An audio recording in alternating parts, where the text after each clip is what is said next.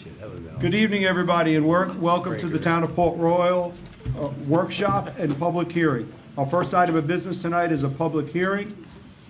The purpose of this the first part of the purpose of this public hearing is ordinance 2028-8, an ordinance to amend Chapter 2 Administrative Articles 6 Committees and Commissions, etc., Division 4 Parks and Recs Commission, Section 2-294 Powers and Duties in the Codes and Ordinance of the Town of Port Royal, South Carolina. Van, anything you'd like to add? No, y'all just refine the scope of the duties of the Parks and Recreation Commission, kind of reflect what you actually wanted them to do. So, Thank you. And the Park and Rec Chair is in the room, and I believe he is all on par with everything we've done so far. Yes, sir. So I would open up to any public comment. Anybody have any comment about the ordinance 2022-8, Park and Rec? Hearing none, we'll move on to the second one. Ordinance 2022-9, an ordinance approving the negotiation and execution and delivery of an intergovernmental agreement between Beaufort County and the Town of Port Royal regarding the collection and distribution of impact fees for parks and recreation, transportation, and library facilities, and other matters related to thereto. Van, again, anything to add? we met with county staff and the city of Beaufort to discuss the status of these three, as well as the capital improvement programs attached to all those and the potential fees. We're still working on final revisions to the IGAs for all of those. I don't think we'll be prepared to do second reading next week as we work through those edits, but obviously we're required to have a public hearing. We certainly receive any public input. Right. Any comments from the public on ordinance 2022-9? Hearing none, we'll move on to the third one. Third business is ordinance 2022-10, an ordinance to authorize the town manager to convey excess real property to facilitate the construction of a sidewalk within the town of Port Royal, described as Beaufort County Tax District 110, Map 10, Parcel 385-102, approximately 100 feet on 13th Street. We've got that one up on the board, or we got 10? She's going to pull that one up real quick. Opie. Yep, we got 10th up on the board.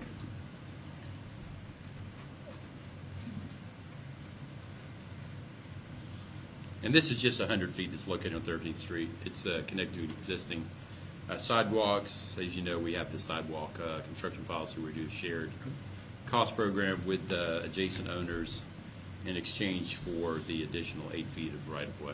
Very good. Any public comment? Sorry. Any public comment? Hearing none.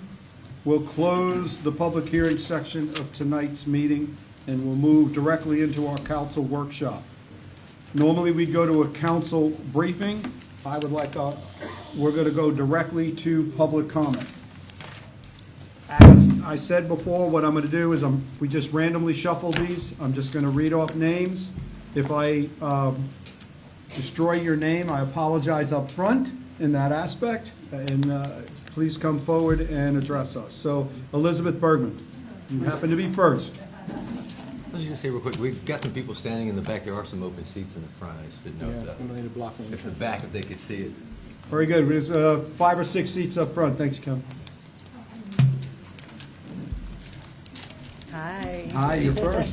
Sorry. It's fine. Starts with a B. Thank you all, firstly, for your service. As elected officials, I know you've chosen to give your time, energy, and expertise and leadership skills to the residents of our town, which I hold our human fauna and flora, in the challenging task of both honoring our past, what we've been, and our future, what we shall become. You'll probably hear from other people about the benefits of trees. I support those comments. I'm going to do my own here. So you, along with us, your constituents, are in this dance together of co-creating the spirit and the soul of Port Royal. Secondly, to guide us in that, we've got things like rules, regulations, laws, and ordinances. And my understanding is that staff is responsible for implementing those in this case around the permits. But both of those, the hard and fast legal pieces and the softer human components, are subject to interpretation. I've not been part of a local government in any form, but my sense is that there's a tenor set by the leadership that creates the culture in which everyone operates and lives.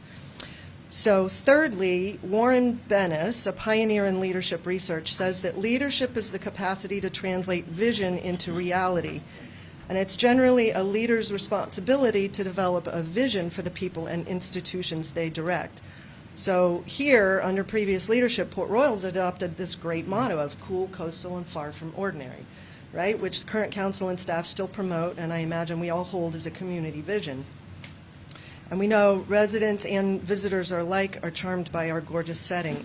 I ask, how are we to remain far from ordinary if we collectively allow the sort of development that's proposed on this lot, including the tree removals, and likely many others on other development projects in the future? So how far from ordinary would it be if the developer were to creatively work around these majestic living legacies of our past? The homes that were tweaked and set and nestled in and around and under those trees would be of greatly increased value and greatly desired, I hold. So the point of power is in the present, and here we are faced with this choice. How do we balance the rights of individuals, peoples, or businesses with the impact on the larger community? I hold that regardless of whose legal responsibility it is to issue or deny the permits for this project and the future ones, because this is setting a precedent in my view, it's up to you, Mayor, and the council to demonstrate true leadership by holding the vision of a town that respects and loves its most senior citizens enough to protect them for future generations, and to set a new precedent that we really meant what we said when we put in the stronger tree ordinances a couple of years ago. And this might come at a temporary inconvenience and likely slightly increased costs for the developer now. However, it would also deliver higher prices for more unique homes and, more broadly, a clear message to our community that you and we are in word and deed far from ordinary. So I appreciate your listening and your consideration. I strongly urge you to deny the removal of these and all the other legacy trees that we have in our town, and let your legacy be that you save the legacy trees. Thank you. Thank you.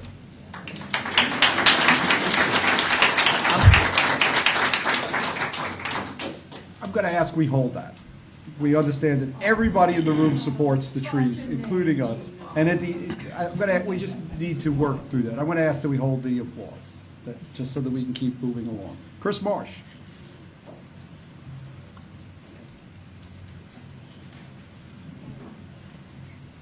Hello, I'm Chris Marsh. I am very recently retired, as of like 3 days ago.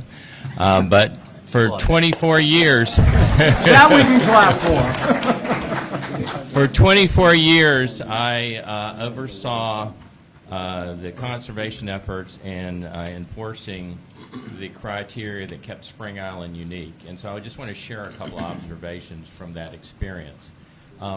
First of all, one of the things to be thinking about is that the impact of removing significant trees that add to the character of the area needs to be seen as something that potentially, even though it's a death by 1,000 cuts, reduces property values for everybody. The uniqueness of Port Royal is one of the things that keeps this community being so highly desirable. Secondly, when I first started working at Spring Island, I was taught the edict that if you built too close to a tree, the tree would eventually die. I've learned through talking to other people who were down at Sea Pines and through the 24 years I've been actually I've been working out there as a consultant for 30 years prior to, so all-inclusive. Live oaks have an amazing ability to adapt because of the way their root system is structured to handle buildings pretty close to them. And so this bit about not being able to build under the drip line, I taught the wrong thing when I first got started because that applies to other trees, but live oaks are far more resilient. And so the third thing is that we think of trees that are old and legacy trees as historical features. And so I think there's very strong analogies to the same sort of regulations and ordinances that would apply to historic buildings and give sense of character. You can apply those very same things to specific legacy trees. So rather than this being just about a tree ordinance, it's about preserving historic features. And that may change the view in terms of a legal perspective. And the last thing I would say is if you need time to work through something, while it may ruffle some feathers. If you need to put in a build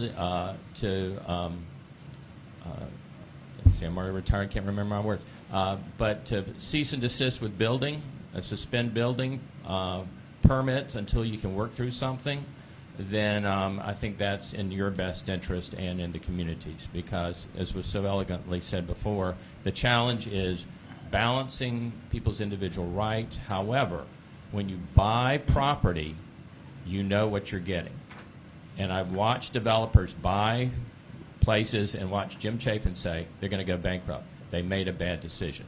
So this was not like there was a hidden perspective on this in terms of what they were getting into. So very much in support of the tree ordinance, specifically related to live oaks for the reasons I stated. It makes good economic sense, as well as cultural enrichment for the quality of life here. Thank you. Thank you. Trish Fedrich. Council, as long as there's an address on there, I will be telling where they live. Thank you, Mayor. What he said. I mean, how can you follow Chris Marsh and say anything more important than what he says? Right. So I'm not going to, all right? I know that you guys have heard from a lot of us. I appreciate everyone that wrote back.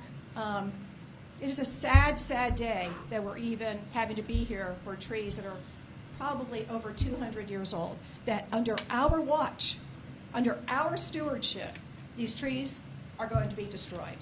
And for all the reasons that Mr. Marsh said, I hope that something can be done to save these trees. Thank you. Thank you. Karen Satori? Karen, how do you say your last name? Satori. I was close. Thank you. We'll give it to you. Thank you for having us all here this evening. So we're newer to Port Royal. We moved here within the last year or so. We're residents on 12th Street. Our family also owns the land at 1008D 12th Street, which is one of the lots that is proposed to be built on with the 12th Street development. We own the land outright from the builder. We have a vested interest in seeing the development proceed. The home is for my mom. But more so than that, we, as landowners there, also have a vested interest in saving the landmark trees. We have proposed a couple of solutions. And there's 5 lots that the larger lot has been subdivided into 5 lots. We own D, which is the 4th from the left. We have offered to buy Lot E. Lot E has one of the landmark trees on it. We were approached with an astronomical price to do so, but we are willing to buy it for a market price and save one of the landmark trees. We also know that Lot B has no contract on it for sale. It has not been sold, and another proposal that we have is to consider a 4-house build in that land, move the right-of-way access road onto Lot B, and save the second landmark tree. We realize that acquiring Lot E, there is someone under contract for that already. That could be a tricky negotiation, but we're open to suggestions.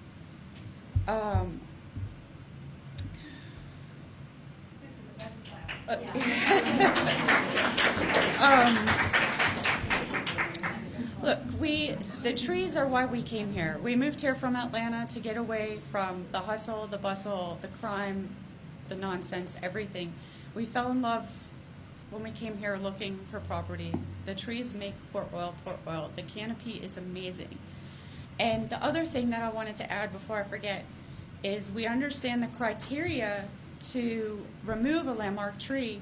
There's 5 criteria in those ordinance, and only 1 has to be met to remove a landmark tree. 3 have been met on the 12th Street property. So there's not a reason why the permit shouldn't be held up because the ordinance has been exceeded. The criteria has been exceeded. But that doesn't make it right, and it doesn't. I want to be a catalyst for change and for new builders and for existing builders that are coming into Port Royal. we have to make it harder for them to tear down our trees. And we can't do so unless the ordinance is changed and is stronger. So I think our petition for change should be for the ordinances, and I think everybody here loves Port Royal and the trees. That's all I really wanted to say. Thank you. Thank you. Kit, Bruce. Louis, get ready, because somehow you guys ended up following each other. Mayor, council members, Van, Noah. Here are over 300 signatures. You all have a copy. And I intended it just to go to Port Royal people, but it went viral. And here are 100 comments. And you all have a copy of these. And I'd like just to read a couple of them.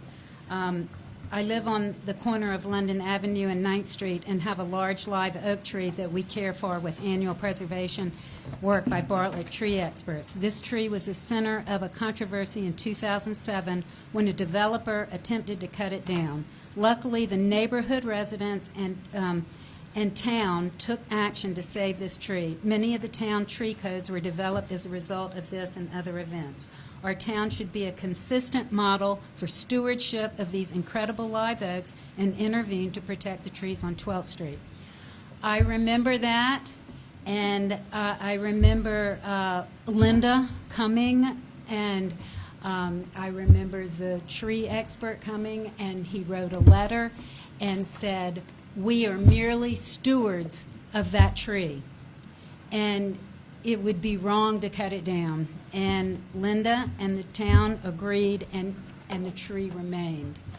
And thank goodness somebody bought that, and they have every intention of preserving it. Somebody else wrote, "I know this developer and his team, and they are good people, but live oaks, especially landmark ones, must be saved at all cost. Surely there are reasonable design alternatives available which would result in more curb appeal than identical houses anyway. These trees are absolutely irreplaceable." I know y'all are in a tough situation, but you do have the tools to make the right decision, and the tool is the tree ordinance. The intent of the tree ordinance is to save trees. And that's all I have to say. Thank you. Please protect those trees. Louis, Thank you, Bruce. Kip.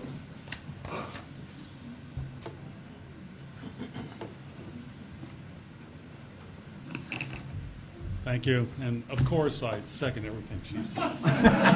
Smart move. You got to go home tonight. I've got to go home with it. The tree ordinance, I assumed that we had moved past the stage of cutting down grand trees. That I felt like the tree ordinance, when it was passed, was the same as the height ordinance. That, even though you drew a box on the plat, it could have been a 50-foot tall building, and you would have to come and ask for at least a variance. The idea that this came to design review, and it was pulled from the agenda, and it never made it through the process. It didn't seem like there was any process at all. It was just out there.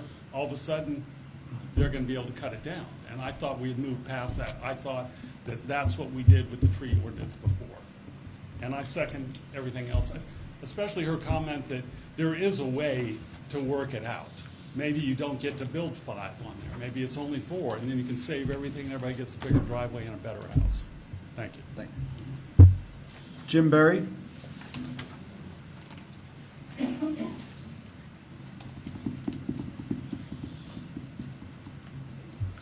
I'm a resident on 8th Street here. Nothing unique for me. I endorse everything. I just want to say my wife and I started coming down here in 2016 and just fell in love with the beauty and how unique this place was. Moved down here full-time in 2019. And I know with what's going on over the port, we're going to have to really work hard to keep our uniqueness and our beauty. And I'll just repeat what one of my neighbors came up and told me today, said if we don't start taking care of these things, we're going to have to change our name from cool coastal to ordinary as hell.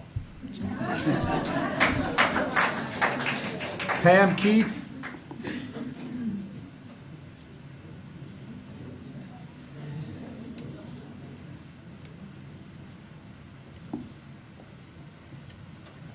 Thank you, Pam. I'm Pam Keith. I live on 12th Street, and I came to lend my voice in case a voice needed to be heard, and I think you've got all the voices you needed, so I second everything everybody's saying. Thank you. Thank Stephen Workmeister? Is it pronounced just like it's spelled? You got it. All right. I guess I'm a little confused as how it's even getting this far. Because from what Lewis said, these trees are symbols, and we have a tree ordinance to stop this. And I don't understand what the reasoning is to even entertain this thought. Can someone tonight tell us what can someone tonight tell us the reasoning? Because I can't think of two houses aren't going to make that much of a difference as opposed to two trees. So another thing that's going to pop up is the mobile park up there. There's a lot of trees up on that mobile park. How do we know this won't happen to those trees up there? It's got to be nipped in the bud right now. And that's all I have to say. As far as us responding back, we probably won't, but I will, at the end of the comments, I will update everybody on the process that has gotten us to where we are. Okay, so that you understand that. And our thoughts on if that process needs to change at all in that aspect. So I will do that, but let's do that at the end as a group conversation, because it's clear that that process is a little bit misunderstood, and maybe it needs to be changed. We all understand that at this point.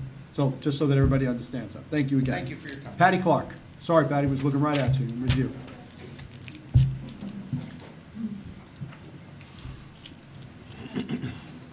Mayor and Council, I'm Patty Clark. I live at 1012 11th Street, and I'm a neighbor of Miss Karen Sartori. In fact, I talked to her and her husband into buying the house, and I'm very thankful of that, especially after tonight. Yeah, it was a good pitch. Yeah, it was a strong pitch.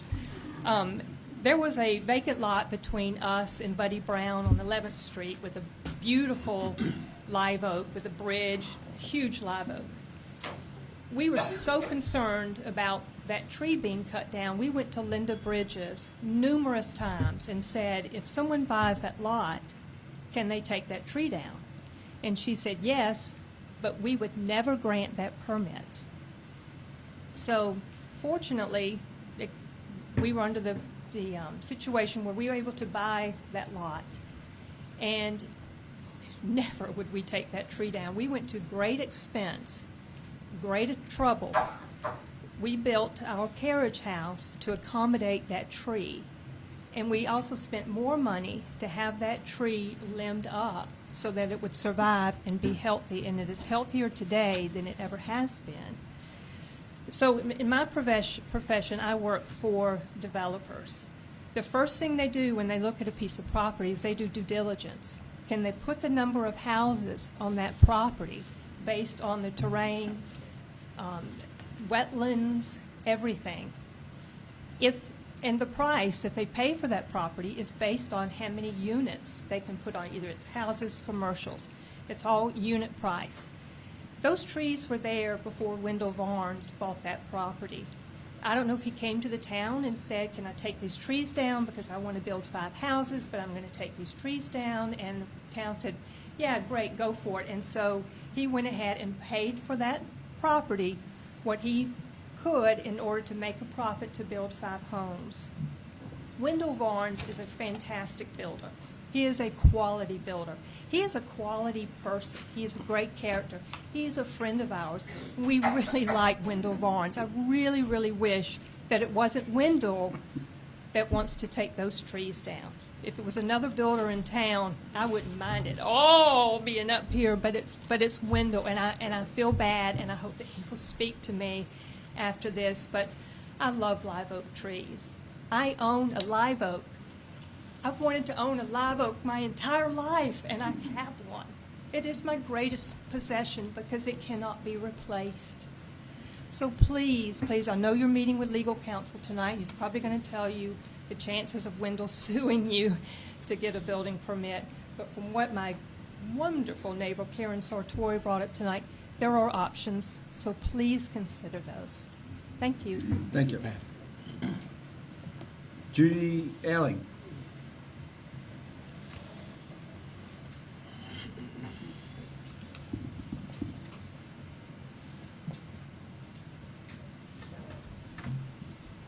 Hello, Council.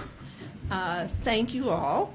I'm going to make an assumption and take this down another road.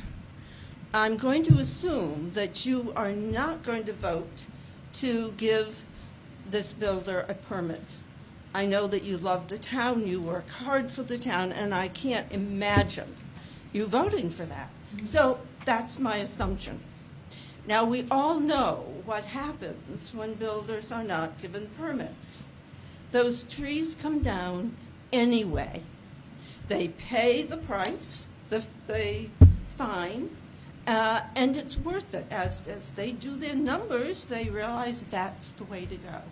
So I am encouraging you all to speak up to that and say, please don't.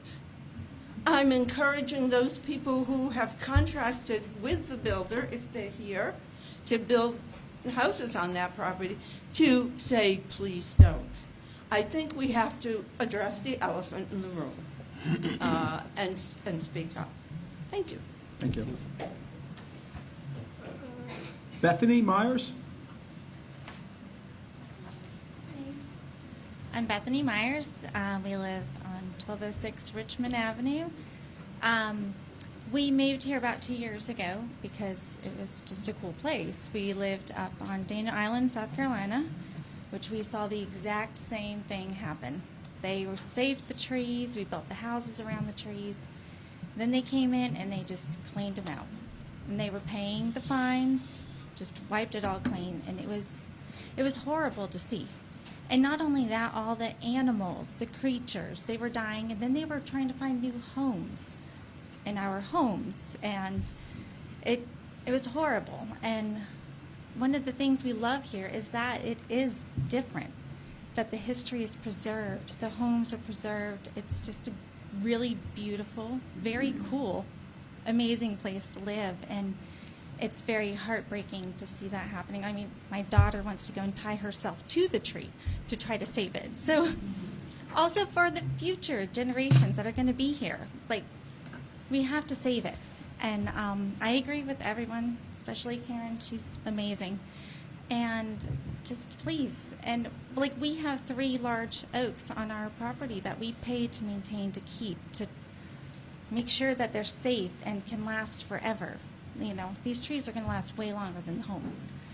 And I agree with everyone. Just please, especially for the future, please keep the trees. Thank you. Thank you. Before I call out the last actual person I have here, is there anybody who would like to come forward and say they did not hand in a form? Back of the room. Jesse, I pulled yours to go last.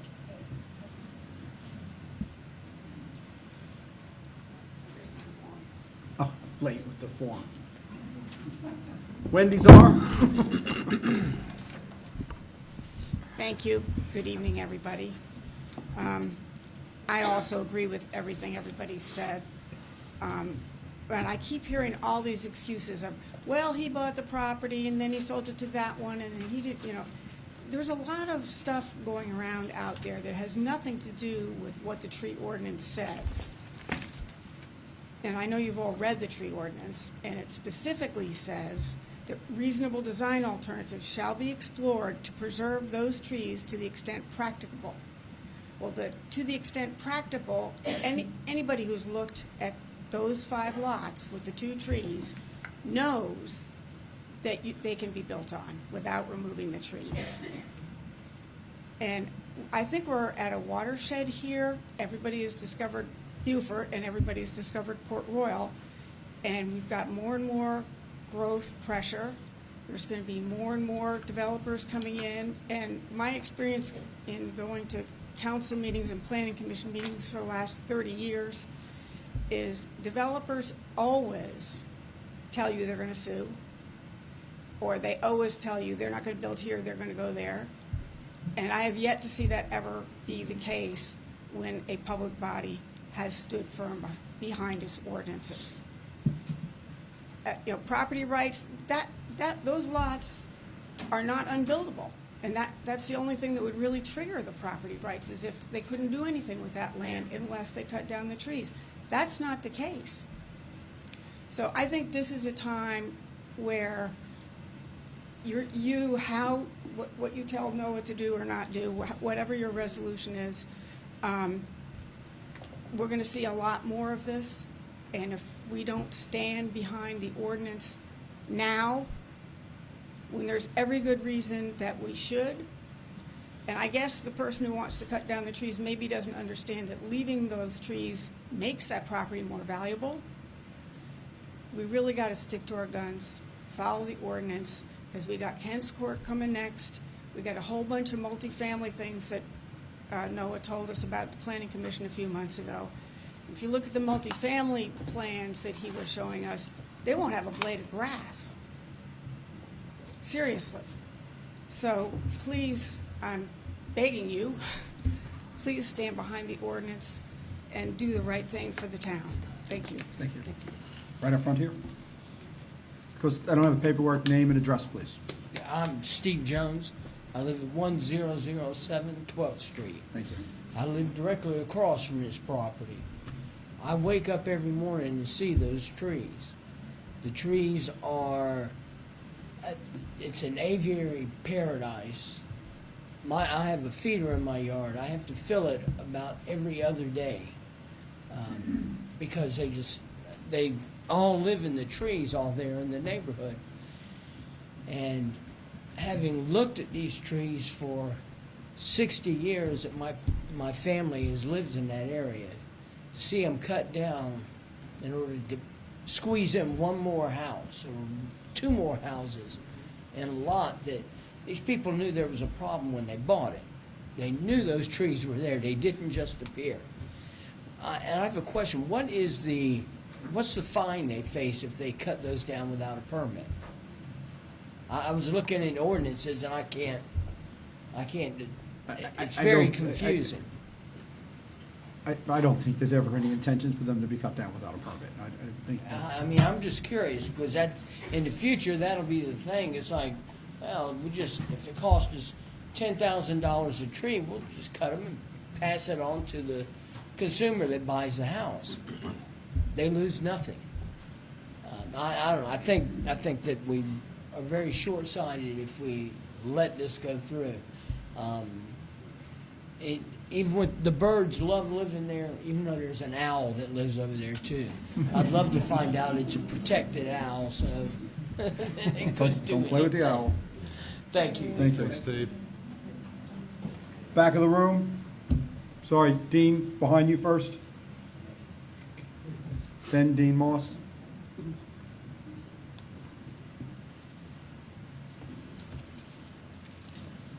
Hi, my name is James Backety, and I own the guitar place. I'm going to come from a different perspective, though. I moved here in 1999, okay? And I bought property in Port Royal because I knew it was a good investment, so I've been here for 22 years. What I did is I bought the guitar place, and I bought the house next door on 91512, and I bought what Wendell just bought right now, which is Maynard's. We owned that property also. What happened is my wife works for the city, so I knew Linda Bridges very well. I didn't know what I was buying, okay? I had no idea what live oaks were. I came from New York. So when I moved here, I saw the properties and I was like, oh, I can cut these trees down. I can subdivide. I can do everything I want to do. So I had the intention of taking all the properties together, subdividing it, knocking down the trees, and building up units. She told me, Jim, these live oaks mean something to this town. So I said, you know what? I'm not going to subdivide the properties. And I've had the properties, those little houses that you've seen, kept the live oaks. I have 3 live oaks on the corner of Paris. I've sold that property, but I've had it for 21 years. I have the property next door. We have a live oak in the back. And I sold Wendell, the actually Maynard's, the white building, on 1115. And I said I wasn't going to divide. I wasn't in it for the profit.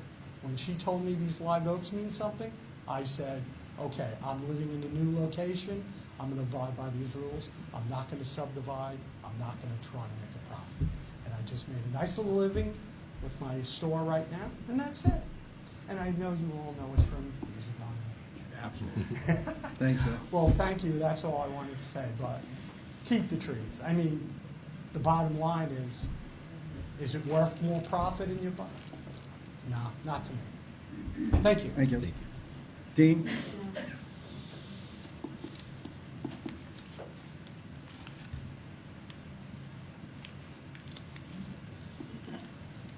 I think I'm pretty much in the same situation that Lewis was in. For the record, for the record, but name and address. For the record, Dean Moss, 1012 14th Street, Port Royal. And I want to say, I'm going to echo what everyone else has said here tonight, that as with these trees are critical to this community. We have a process that we have agreed to over time to protect them, and I believe that being strict in that process benefits everybody. And so my recommendation to you is please consider this very carefully, and I hope that you will go along with the folks in this community that want to preserve those trees. So thank you very much. Thank you. Anybody else? Hearing none. Jesse White, Coastal Conservation League. Thank you. Good evening, Mayor DeVito and council members. It's a pleasure to be here with you tonight. And I appreciate the opportunity to hear so many well thought out and well written comments from the residents. I think it's quite evident how passionate the community is, the residents of Port Royal are about not only the trees themselves, but the sense of place that they create.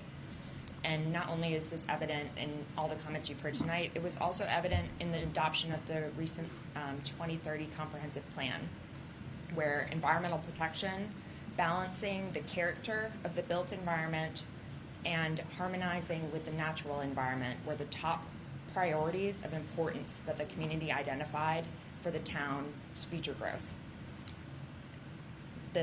One of the first guiding principles that's stated in the comprehensive plan says, our sense of community, character, pride, and sense of place is defined by the design quality of our public realm, which includes our streets, parks, parking areas, public spaces, water, and our natural resources. As you all know, in 2018, the Conservation League worked with an engaged group of citizens in the town, as well as the town itself, in suggesting some recommendations to the then existing tree ordinance. The intent of that exercise was to strengthen the tree ordinance standards, and that led to the ordinance that's currently in place. And I point that out because it's important to understand the context and the history of where an ordinance comes from. The underlying purpose and intent of the tree ordinance was to prioritize tree protection and the valuable public benefits that stem from retaining those trees. So it's important when you're reading the tree ordinance to understand the baseline in interpreting the language that's included there is to protect the trees. That's why language is specifically included that requires reasonable design alternatives shall be explored to preserve those trees. Indeed, as was mentioned, there is criteria to consider in evaluating whether or not a permit can issue.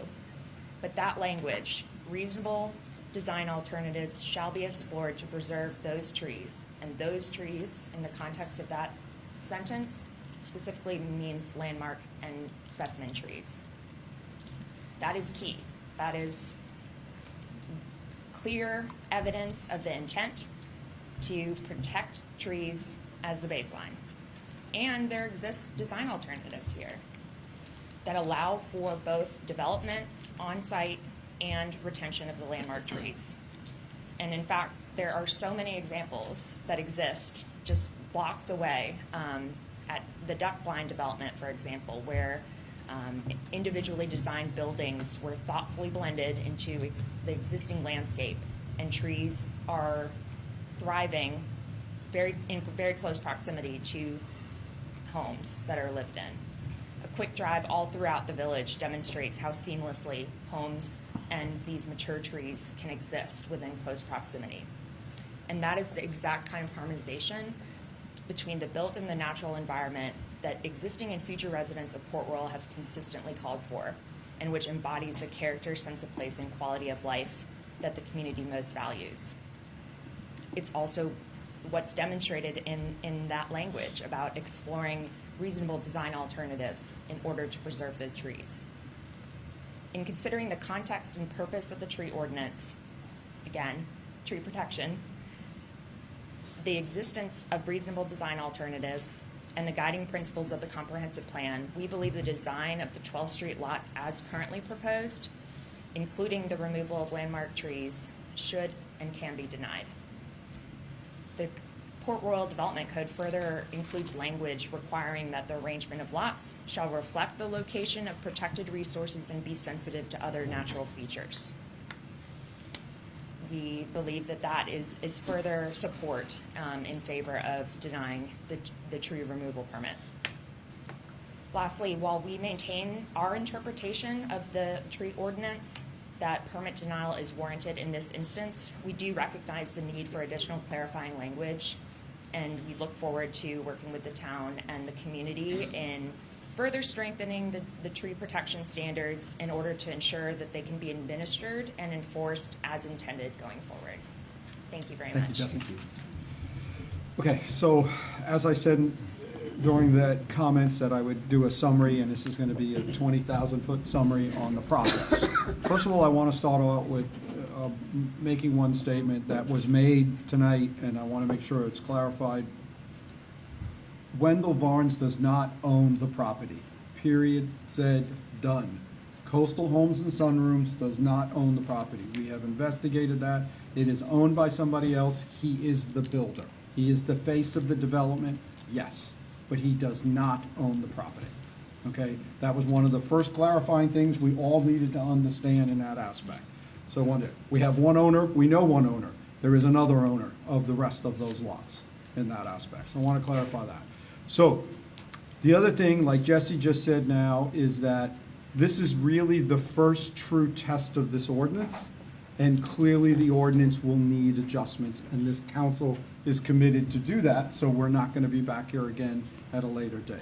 So the process is as it stands.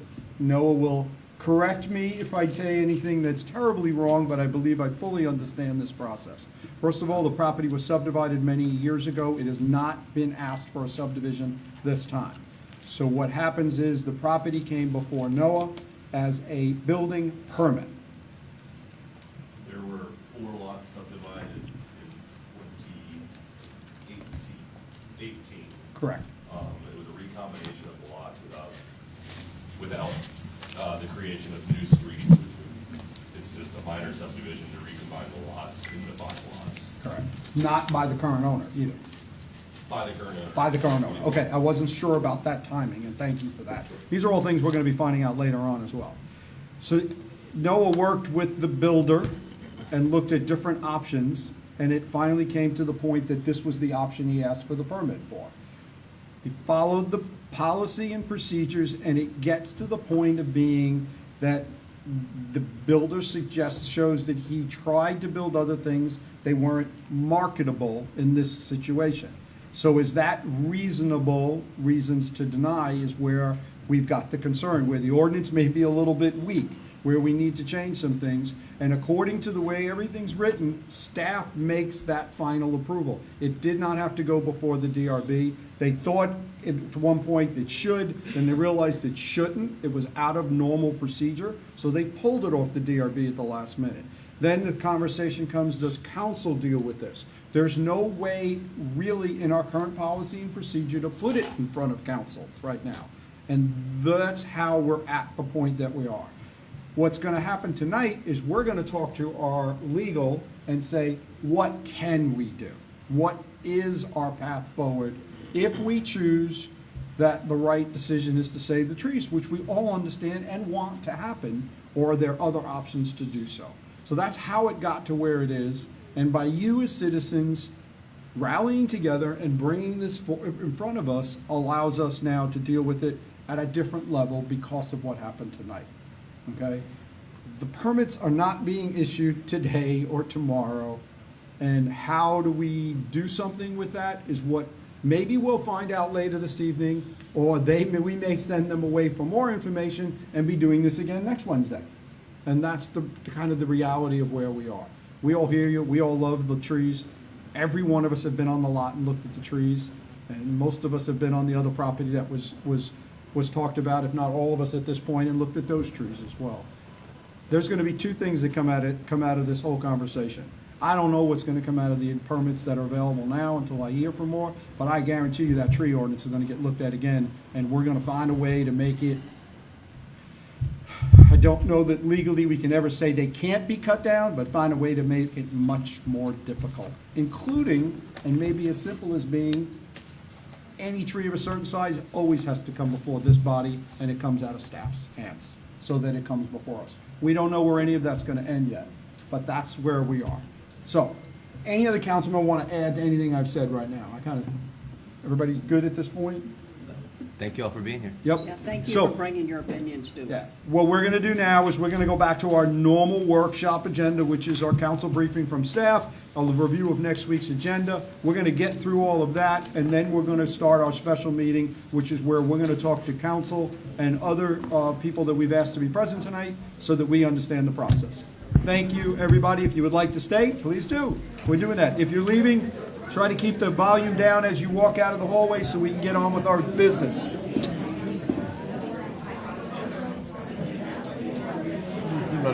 Remind everybody.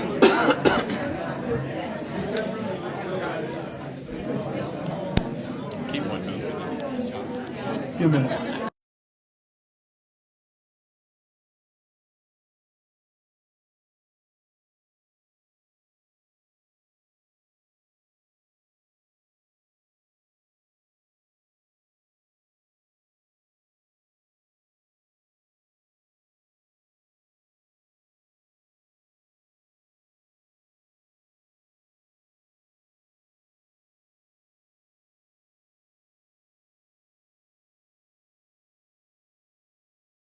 I'm enjoying the chocolate. That's good. That's good, right? Yeah.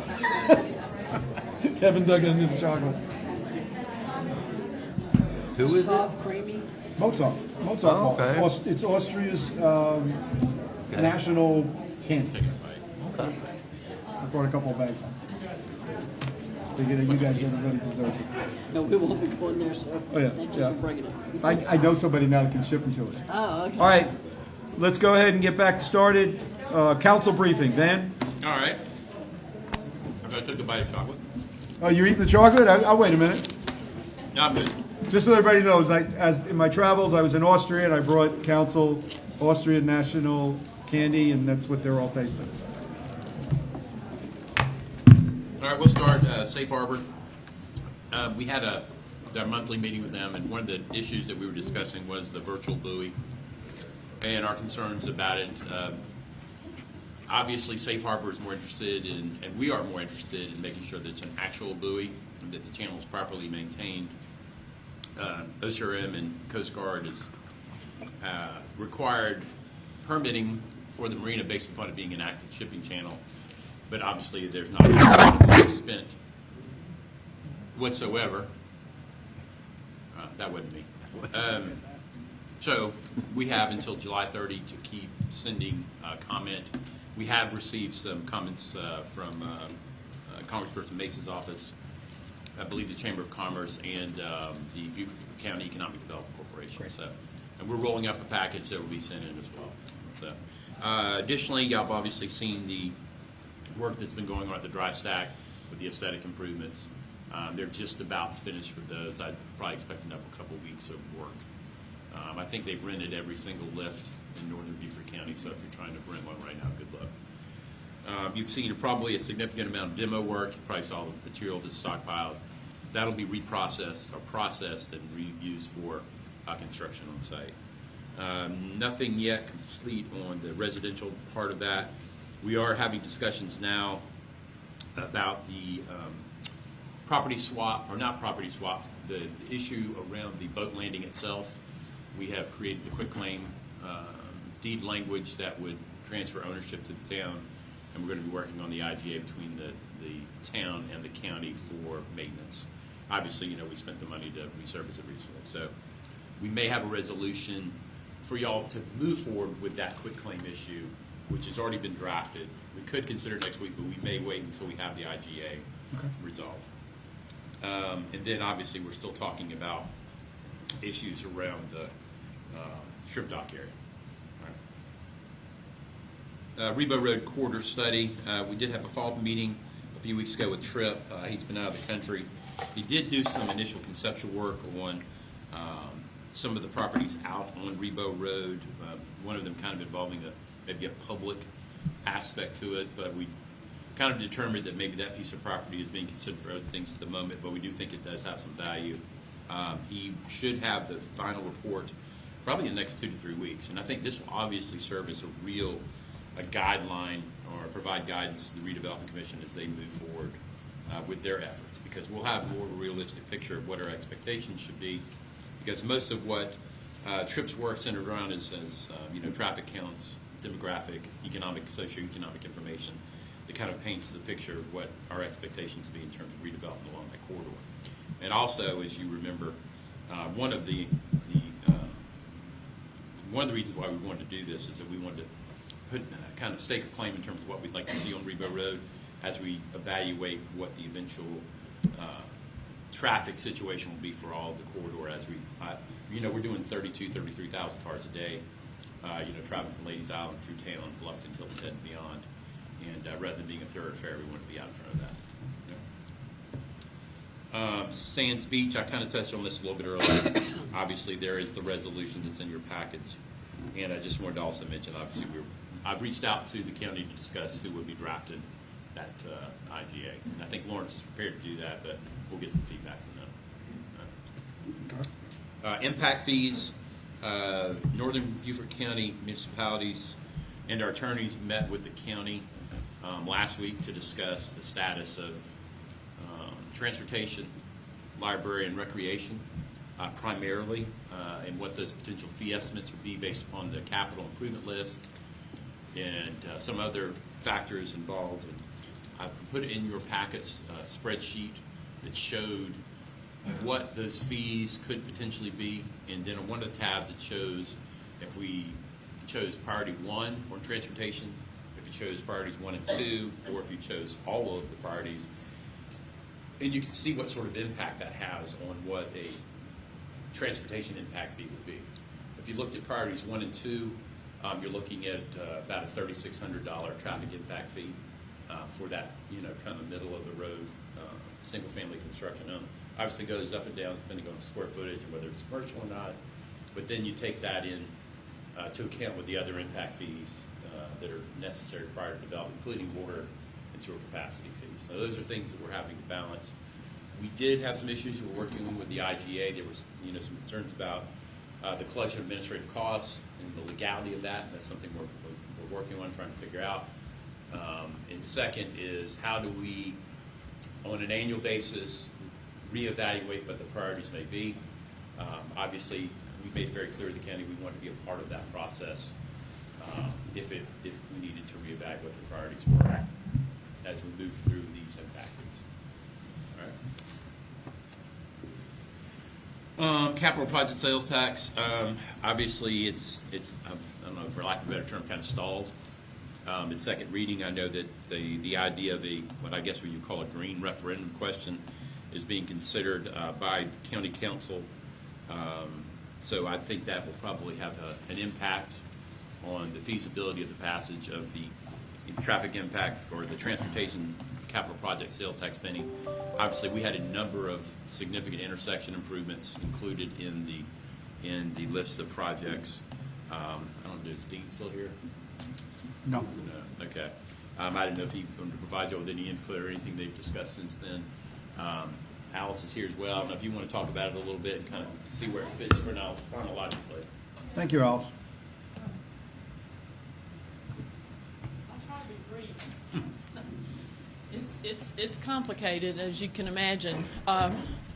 Tom Davis threw me for a loop. I'll just say personally, with this green space legislation that came into effect. We thought we were going down a path. He's a senator from Hilton Head and Bluffton. Correct? What's that? He's a senator for Hilton Head and Bluffton. Yes, and I did communicate with Van and Joe a little bit about it, but I need input from all of you. I can send it to all of you, this green space legislation that he wants county council to put on a referendum instead of the transportation referendum, which does include green space too, green line. So to me, I'm not sure it's an either-or question. I've read that proposed legislation that he had. There's a lot of things I don't like about it, the way it's set up, and I'll send it to all of y'all. But I really need your input on that because Monday we're going to talk about it again. The chairman has some ideas on how to try to do both. I don't know. You know, I have some misgivings. So. But I would like for all of you to look at what Senator Davis has. I know you understand what the committee did that Dean Moss chaired. I think everyone has a really good understanding of that and what it would do. Is it the right time to do either one of them? I don't know. You know, that's another question. Maybe yeah. I mean, I'm being really honest and upfront with all of you. Right. This really threw me for a loop. There was always a concern about timing that we were getting kind of close even to do one, and now we've added another it's very close to do something else. Yes. Issue in there. Yeah, it doesn't benefit what Senator Davis's bill has. In my opinion, it benefits Jasper County and the Bluffton area primarily. Does not benefit north of the Broad. My opinion. It might benefit Ladies Island. My opinion is we've worked too hard to be where we are with the impact fees to now do something that stalls that. But I would encourage everyone to watch County Council Monday too. I'll send that out to everyone. Yeah. And just so everybody understands, impact fees are not intended to fully fund these projects. It's a combination of funding that has to be pulled together. And obviously, when we looked at what the potential impact fee could be in terms of the priority ones versus two, that was always with the expectation that it would be supplemented with some sort of other funding. Even the capital project sales tax penny, a lot of times does not completely fund a project. You need a number of sources. So. And to be honest with you, much of the intersection improvements we were contemplating for Rebo Road were rolled up in the penny sales tax. So, Ladies Island Drive and Rebo Road, which we have issues with, Savannah Highway and Harris Island Gateway, you name it. And I think, and we transitioned to the Spanish Moss Trail, which is next.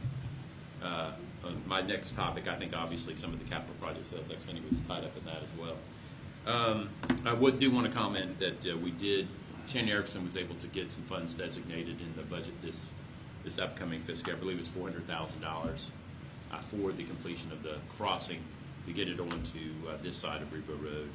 I believe there's some discussions at the county level. The county has expressed some willingness to participate, and obviously we will put some skin in the game as well. We have reached out to Safe Harbor. They're aware of the easement that was drafted by the Spanish Moss Trail and Dean and the engineers. Reviewing it, been very well received, and that would get it basically all the way down to Ritter Circle, and where it would tie in by Appleton Way, somewhere in that area. So, next is shrimp boats and shrimp facility. We have one shrimp boat left. We have one derelict sailboat. We were able to get most of them moved. A couple were relocated because they're being repaired. A couple were purchased basically outright, and they're not necessarily scuttled, but I think they were going to be rehabbed as well for a significant savings than what we initially anticipated. A few have anchored off, and then we've got the ones that we're just going to have to deal with that I mentioned. And we're going to have to follow through with that legal process. And before we can start demolition and reconstruction of the dock, obviously we got to get rid of the two remaining boats. And we do not allow civilians in on the dock. But I can tell you now that if you walk down that dock without those boats on it, you can really feel How dangerous it is. how dangerous it is. I think the boats were actually keeping it up in a lot of ways.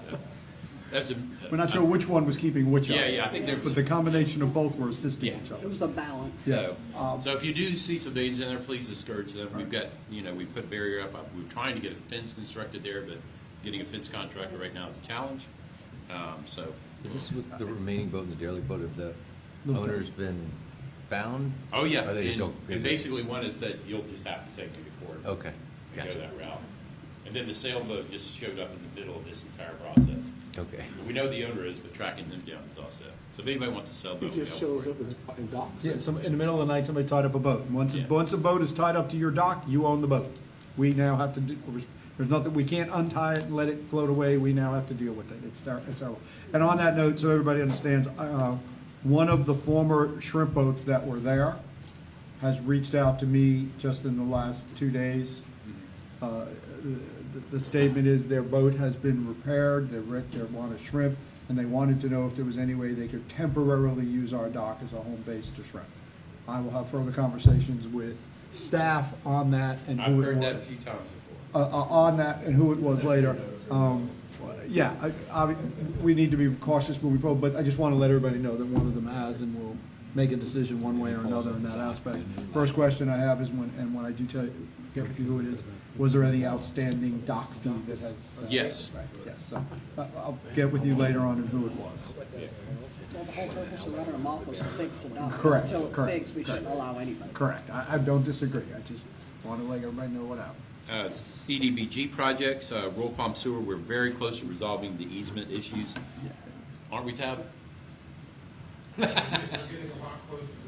Yeah, we started about this far apart, and I think we're very close now. So, but we did issue the notice to proceed to the successful bidder, and so we did lock in the contract pricing. So we were concerned that if we extended that out too long, that it would invalidate the pricing that we received. So it was incumbent that we get that done. Nothing new on Paris Avenue at this point. Michael's been primarily focused on that Royal Palm Sewer project, so we'll move forward that one. Traffic and road projects, not too much going on. We have 2 sets of speed bumps left and about 80 requests. But I think we're looking at something on Sands Beach Road. We've had some issues out there recently. And then we got one other location. Chief, I can't remember if he's still here. There you are. We talked about another separate location for the second set. I know we're ordering more, but we'll figure that one out. Naval Hospital sidewalk. I did get a response from Megan Grove with SCDOT, and she has gotten nothing back from them. I reached out to Jackson, who's with Mace's office. He was not pleased and was going to articulate that once again to Congressperson Mace, and hopefully, we can build, the couple hundred feet of sidewalk we've been trying to build along Rebo Road since 2016. Right. Remind everybody, 2016 is when we got the money to build that sidewalk. Yeah.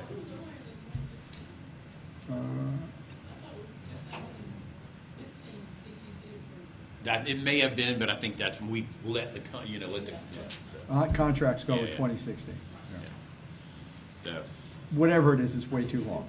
No, Oh, no, whatever it that's is, fine. it's way too long. yeah. It's a thorn in all of our sides. The solar speed reader has been installed at the foot of the bridge and Excellent, operates all the working well. time. Yes, definitely. The second reader, we're just kind of rotating around. I did notice it on Paris Avenue. Yep, I saw it at Casablanca Reboat, working well there. Good. So if we have requests, we have concerns, we can get that thing installed and throw it out for folks. Personnel, we have had some recent changes. We are replacing our municipal town clerk. So there'll be a new person sitting in this seat at the meeting in August. So new person will start on July 26th. And then we've got a couple other internal changes that we're making, so hopefully it'll make us a little bit more effective. 4th of July, I think it went extremely well. I think Brooke, thank you, Brooke. Absolutely.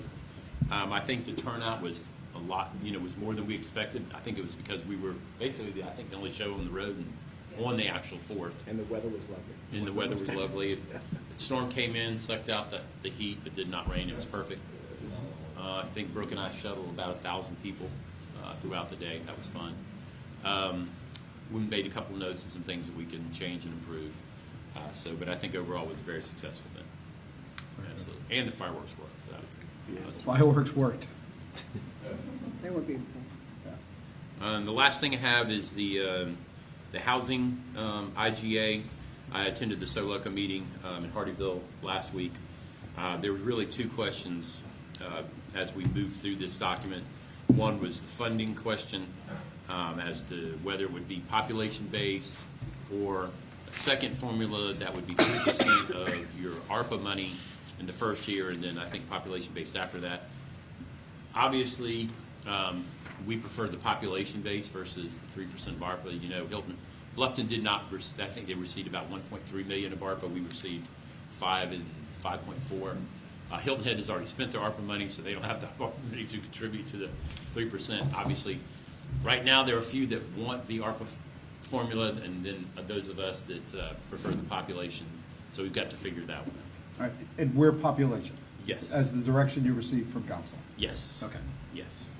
And then I think there was one other kind of big comment was, is how do we prioritize the projects throughout, with the funding, I don't want to say divvied up, but, how that would work. So we've got to figure that out.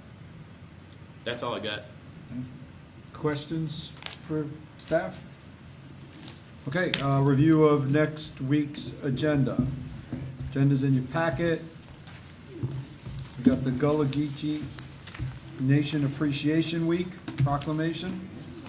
Have to practice that one. And I can. Go ahead. All right, ordinance 2022-11 orders authorize the town manager to convey excess real property to facilitate construction of sidewalks within the town described as Beaufort County Tax District 110, map 11, parcel 276. This is 50 feet, I believe, on 10th Street. I think we've expanded this one, did we not? Or is this the one that's a fill-in? This is a fill-in, so it is in compliance with the sidewalk construction policy. Obviously, we have a dimensional minimum unless it's attaching to an existing sidewalk. Okay. Next is second readings.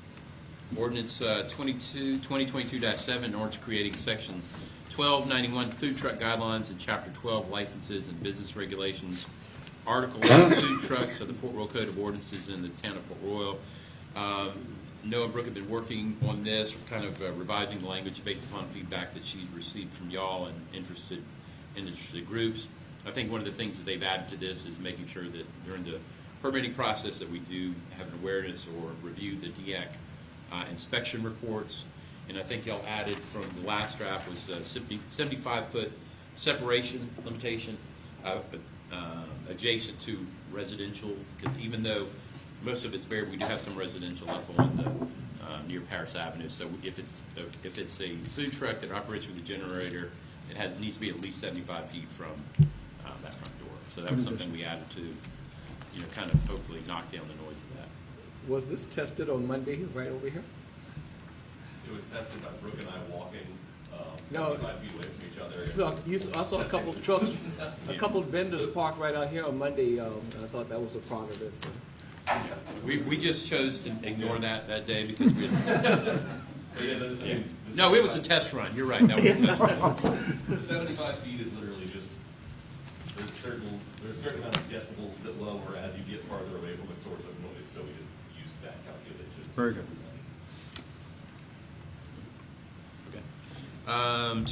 Ordinance 2022-8, an ordinance amending Chapter 2 Administration Articles 6 Boards, Committees, Commissions, etc. Division 4 Parks and Recreation Commission, Section 2-294 Powers and Duties in the Code of Ordinances of the Town of Port Royal, South Carolina. Parks and Rec had asked y'all for some direction relative to what was existing. what was their existing scope of responsibilities. We revised it to make it less bureaucratic and more kind of concept and big picture driven, and that's what you basically have in front of you. You did want a map of those parks, and that was created, and I think we're going to try to throw that up.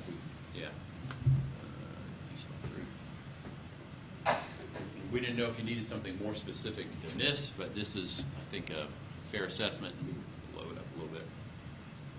I think that works fine. Yeah. John left? Yeah, John left. He's seen this? I sent him. Okay, Chairman's got it. This just gives you an idea where these maps are, parks are located. Very good. I know that there's been some concern about the Bowie Park. They're not sure that they should. It's more of a be landmark included. than a park? Yeah, but in terms of maintenance, it's something we deal with. As a matter of fact, we have contracted with a local handyman, to address everything on their lists that they forward to us on a monthly basis for repairs. Right. So that's being taken care of also. Very good. All right. Thank you for the map. Sure. Where's 3? Where's 3? All right, ordinance Well, 2022. where's 3? 1, 2, 4. It's probably under something. I think it's above, I think it might be Castle. There you go. There it is. Casablanca Park is 3. Okay. Don Parker Park. All right, ordinance 2022-9, an ordinance approving the negotiation, execution, delivery, intergovernmental agreements by and between Beaufort County and Town of Port Royal regarding the collection and distribution of impact fees for park and recreation, transportation, and library facilities, and other matters relating thereto. We discussed this a little bit during the public hearing, but we are still working out some of those details. Obviously, that admin's fee, which I discussed, there's no mention of it specific in the act. In order for the county to pay the municipalities for that collection, it basically would have to come from their general fund. It could not come from the impact fees. But the county has decided that they think that they can create a payment portal that will allow them to address that. Because one of the concerns on the municipal side is making sure that those payments were processed in a timely fashion so the builders could get started if they needed to for particular projects. And they're fine with that. So I think that eliminates the concern. We were collecting 1% of it, but to be quite honest with you, it's not like it wasn't a windfall for us. So we're comfortable with the county using the portal for collection. The way that would work is we would not issue a building permit until we had seen receipt of payment for the impact fees. One of the other issues is, like I mentioned, identifying what the priorities would be on an annual basis, if necessary, to reevaluate projects and kind of the scheduling. So that's something that we're working on. And the other one that we started talking about again a little bit, and Chief Ogden, you can chime in here if you want, is some discussion of the EMS impact fee. In terms of what its fiscal impact or economic impact on a smaller single-family home would be fairly insignificant. I think we're talking maybe $155. However, we want to evaluate what it potentially be on commercial construction, because obviously, I don't know what your run calls for EMS are, but I assume most of it, if not 75 or 80% of it, is to residential units versus commercial units. Yes, they go to Walmart from time to time, I get that. But I think that's something that I talked to Reese a little bit about today. But I think the EMS is something we want to talk about. We broached the subject of, their capital needs and their personnel needs, and I think their personnel is a challenge right now. So I think we have maybe some ways to help, and I think if this will help open those discussions, and we can, evaluate that service, I think it's an opportunity we should consider. So my question is, are we still a little too soon to do the second reading? Oh, absolutely. So let's just take it off the agenda tonight and move it, and let's just not even have it on the agenda that we have to table it. Let's just go ahead and remove it from the agenda for next week, and we'll bring it back when we've got a couple more of these things answered. Council? Yes, sir. Ordinance 2022-10, ordinance to authorize the town manager to convey excess real property to facilitate construction of sidewalks within the town described as Beaufort County, Tax District 110, Map 10, Parcel 385, this and 102. This is 100 feet on 13th Street. We don't have the map for that one. We'll have it for next week. but it is in compliance with the sidewalk construction policy. Very good. And then the next is a resolution. At the time, I'd asked Kadisha to go ahead and put this on the agenda. Okay, and there's still the possibility that we could discuss it next week, depending upon the discussions I have. Okay. I don't think there's anything, I'm a little leery of accepting ownership until we resolve the maintenance question. But at least we have it drafted and it's prepared, and that's what this resolution would do. Okay. And the maintenance issue doesn't change if we pass the resolution or not, well, versus where we are right now. Well, Or legally, you if, could. if we don't have any maintenance agreement, we're on the hook for maintenance once we accept ownership. Well, I think we're on the hook for maintenance, because as of July 1, they were gonna stop maintaining it anyway, right? Well, we heard otherwise. We heard That's all they otherwise. did. We did hear that. All right, so let's, whatever was comfortable between you and the county on that aspect. I'm good with that. And we're working well with the county right now, so I think we'll Okay. resolve it. Okay, any questions about the agenda for next week? Any further discussion? Okay, so what we've got is some important dates. We've got Tuesday, July 12th, Park and Rec Commission, Wednesday, July 13th, our regular council meeting, and then we'll announce this again, but Tuesday, July 18th, Redevelopment Commission. It's a shame we're beyond our festivals and street concerts and street music for a little while. Until August, so we're ready, it's right around the What, that's right, August, we start up again. Yeah, Good we do news on have the that. posters then, so we can circulate. We'll start getting the posters out there and circulating those as well. It's our favorite time. And now that we've done, so redevelopment commission, we've gone back through their charter and redirect, we've done parks and recs. Who's next? The next commission that we would want to take a look at, council, is really the only two left are the Development Review Board and ZBOA. Am I- Right, if and there's then not- you Metro Planning Commission. which we And do, so and Metro yeah. is, yeah, I don't think that one. Seems And to do be we, good. is there anything with the DRB or the, is there anything with the DRB or the ZBOA that we need to review? Those processes seem to be working really well. So we've made it through our board and commission review and updated the ones we needed to. Good. One of them is historic preservation, but they have not met in my year here yet, so, Oh, maybe that's the one we do. Let's, These trees. we'll take a look at that What one. does that tie into it? All right, very good. Thank you. Question, when are we gonna get our goals back up? When are we gonna get our goals back up? The question was asked. Our what? Our goals. We know a sign guy? Do we know a sign guy? I'm not sure. We know a sign guy? He's pretty Well, I'm good. just I gonna don't know put what the deal is. I'm gonna put a whiteboard up in the market and y'all can choose. And we can just write the goals and I cross think it them should be a off? digital one. A digital board up there? Okay. That way we can change it every time. Okay, council, anything else? Staff, anything else for the workshop tonight? No, sir. Hearing none, we'll go ahead and call the workshop to adjourn. And I am going to immediately call to order the July 6th Town of Port Royal special meeting. I would like to do an invocation. Mayor Pro Tem, will you do that for us? Please stand. Father, we thank you for this opportunity as we assemble before you. We thank you for our constituents, those that are here under the sound of our voice. We thank you for the decisions that are being made for the betterment of those in whom we serve. We thank you for guiding us, leading us, and protecting us. In Jesus' name we pray. Amen. Amen. Thank you. Very nice. The one and only and first item on the special meeting is an executive section 30-4-70A2, contractual real estate and legal matter, legal advice pertaining to the town's tree ordinance. Do I have a motion? So moved. Do I have a second? Second. We have a motion and second. All in favor signify by saying aye. Aye. Aye. Thank you. We're now in executive session. If you could please allow the room to.